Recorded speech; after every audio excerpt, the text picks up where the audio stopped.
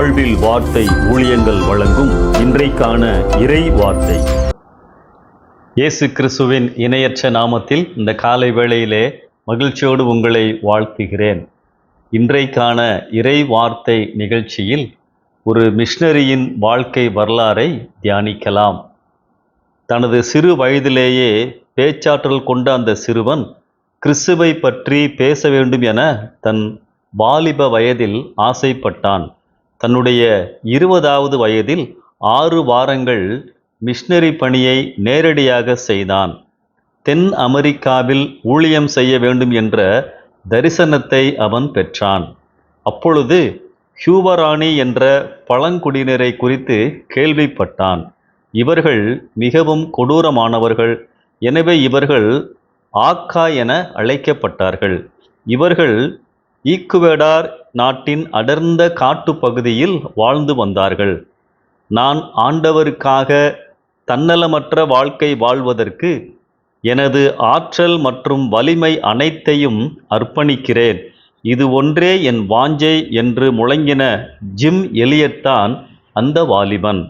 1927ஆம் ஆண்டு பிறந்த gym Eliot தன் 4 missionary நண்பர்களோடு ஆக்கா மக்கள் மத்தியில் ஊழியம் செய்ய முடிவு செய்தார். Jim Elliot, Roger Youderian, Peter Fleming, Nate Saint, Ed McCully இந்த 5 மிஷனரிகளும் பழங்குடியினர் மத்தியில் ஊழியம் செய்ய கதவு திறக்கப்பட வேண்டும் என ஜெபித்தார்கள். அதற்கான முன்னேற்பாடுகளையும் செய்தார்கள். இந்த பழங்குடி மக்களிடையே அடிக்கடி குடும்ப சண்டை நடப்பதுண்டு. அப்பொழுது ஒரு குடும்பத்தை சேர்ந்தவர்கள் மற்ற குடும்பத்தினரை கொன்று போடுவார்கள். இவ்வாறு ஒருமுறை குடும்பங்களுக்கு இடையில் நடைபெற்ற சண்டையிலிருந்து தப்பி ஓடி வந்த டாயுமா என்ற பெண்ணும் மற்ற 2 பெண்களும் இந்த 5 மிஷனரிகளோடு தொடர்புடைய வேதாக மொழிபெயர்ப்பு பணி செய்த ரேச்சல் என்ற பெண்ணின் இடத்திற்கு வந்து சேர்ந்தார்கள். எனவே டாயுமா என்ற பெண்ணின் மூலமாக ஆக்கா மொழியை கொஞ்சம் கற்றுக்கொண்டார்கள். சில வார்த்தைகளை பேசவும் அறிந்து கொண்டார்கள். அங்கே செல்வதற்கு முன்பதாக அந்த மக்களோடு நட்புறவை ஏற்படுத்தி கொள்ள அவர்கள் குடியிருப்புக்கு மேலாக சிறிய விமானத்தில் பறந்து சில பரிசு பொருட்களை அவர்களுக்கு விமானத்திலிருந்து இறக்கினார்கள். எங்களுக்கு உங்களை பிடித்திருக்கிறது, உங்களை சந்திக்க விரும்புகிறோம் என எட் மெக்கல்லி ஒலிபெருக்கியில் கூறியபோது அந்த மக்கள் ஆர்வமுடன் நடனமாடினார்கள். ஒருமுறை அவர்கள் அலுமினிய வாளியில் அனுப்பிய பரிசு பொருட்களை எடுத்துக்கொண்டு பதிலுக்கு தலையில் அணியும் இறகுகளால் செய்யப்பட்ட ஒரு கிரீடத்தையும் கிளியையும் வைத்து அனுப்பியிருந்தார்கள். எனவே இந்த மக்கள் நம்மை ஏற்றுக்கொள்வார்கள் என்ற நம்பிக்கையில் அந்த மிஷனரிகள் அங்கே செல்லுவதற்கு ஆயத்தமானார்கள். அடுத்த நாள் 2 மிஷனரிகள் குராரே என்ற ஆற்றங்கரையில் விமானத்தை இறக்கினார்கள். தங்க ஒரு மர வீட்டை உருவாக்கினார்கள். அதிலே அன்றைக்கு ஜெப ஆராதனை நடத்தினார்கள். 2 நாட்கள் கழித்து ஒரு ஆணும் 2 பெண்களும் அவர்களுக்கு முன்பதாக வந்தார்கள். அவர்களோடு பழகினார்கள். இருட்டான நேரத்தில் அவர்கள் சென்று விட்டார்கள். இவர்களும் விமானம் மூலம் திரும்பி வந்து விட்டார்கள். அதற்கு பிறகு நன்றாக ஜெபித்து இந்த 5 பேரும் 1956ஆம் ஆண்டு ஜனவரி 8ஆம் நாள் அந்த மக்களை சந்திப்பதற்காக விமானத்தில் சென்றார்கள். விமானத்திலே பறந்து கொண்டிருந்த பொழுது சில ஆண்கள் வருவதை பார்த்தார்கள்.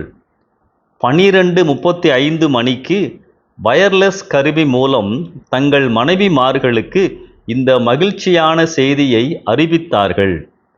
இறங்கப் போகிறோம், மாலையில் உங்களை மறுபடியும் தொடர்பு கொள்கிறோம் என தெரிவித்தார்கள். ஆனால் மாலையில் மனைவிமார்களுக்கு எந்த செய்தியும் வரவில்லை. அதற்குள்ளாக அந்த 5 பேரும் அந்த மக்களின் ஈட்டிகளுக்கு பலியாகி இருந்தார்கள். சில நாட்கள் கழித்தே அவர்களுடைய சடலங்கள் கண்டுபிடிக்கப்பட்டன. இந்த மிஷனரிகள் இறுதியாக தங்கியிருந்த மர வீட்டிற்கு அருகில் மணலில் அவர்களுடைய சரீரங்கள் புதைக்கப்பட்டன.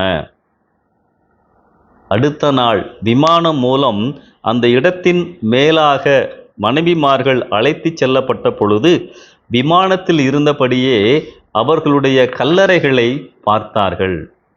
இதுவே உலகத்தின் அழகான கல்லறை என ஒரு மனைவி கூறினார்கள்.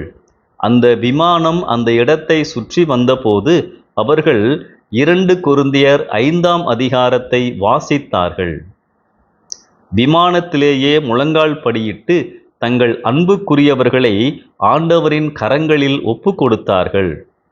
எங்கள் கேடயமும் பாதுகாவலருமான கர்த்தாவே, உம்மில் நாங்கள் இளைப்பாறுகிறோம் என்ற பாடலை பாடினார்கள். முன்பை விட திடமான விசுவாசத்தோடு தங்கள் கணவன்மார்களின் ஊழியத்தை தொடர்ந்து நடத்துவதாக உறுதி எடுத்து கொண்டார்கள். இத்துடன் இந்த ஊழியம் முடிவு பெறவில்லை. இது ஒரு ஆரம்ப நிகழ்வு மட்டுமே. இந்த செய்தி உலகமெங்கும் பரவிய போது பல இளைஞர்கள் இருதயத்தில் தொடப்பட்டு தங்கள் வாழ்க்கையை கிறிஸ்துவுக்கு அர்ப்பணித்தார்கள். ஜிம் எலியட்டின் மனைவி தன் 3 வயது மகள் வேலரியையும் அழைத்து கொண்டு ஈக்குவடார் சென்று தன் கணவர் விட்டு சென்ற பணியை தொடர்ந்தார்கள். முரட்டாட்டமான அந்த மக்களுக்கு நற்செய்தியை அறிவித்து ரட்சிப்புக்குள் வழிநடத்தினார்கள். அங்கே ஒரு சபை உருவானது. இவர்கள் அங்கு சென்ற பொழுது இந்த 5 மிஷனரிமார்களை கொன்ற 6 இளைஞர்களில் 4 பேர் உயிரோடு இருந்தார்கள். அவர்கள் அனைவரும் ரட்சிக்கப்பட்டார்கள். பின்னாளில் கர்த்தருடைய ஊழியக்காரர்களாக மாறினார்கள். 2 ஆண்டுகளுக்குள் 29 வயதில் ஆண்டவருக்காக இரத்த சாட்சியாய் மரித்த ஜிம் எலியட்டின் கனவு நிறைவேறியது. தரிசனம் நிறைவேறியது. இவர்களை கொன்ற ஒருவருடைய மகன் அங்குள்ள திருச்சபையில் பின்னாளில் போதகராக பணியாற்றினார். ஆம் பிரியமானவர்களே, இந்த 5 வாலிபர்களின் வாழ்க்கை நமக்கு ஒரு சவால். கிறிஸ்துவின் பணியில் கிறிஸ்துவுக்காக ஏதாவது செய்ய நம்மை அர்ப்பணிப்போம். இன்றைக்கும் ஜிம் எலியட்டின் வாழ்க்கை அநேக இளைஞர்களுடைய வாழ்க்கையை பாதித்திருக்கின்றது. அநேக இளைஞர்கள் ஊழியத்திலே இணைவதற்கு காரணமாக இருந்திருக்கின்றது. கிறிஸ்துவை அறியாதவர்கள் அவரை அறிய ஜெபியுங்கள். மிஷனரி ஊழியங்களோடு உங்களை இணைத்து கொள்ளுங்கள். ஊழியங்களை தாங்குங்கள். சபையாக கிராம ஊழியங்களில் பங்கு பெறுங்கள்.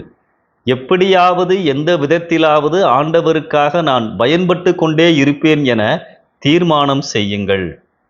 இயேசுவின் குரல் தொனிக்கின்றது.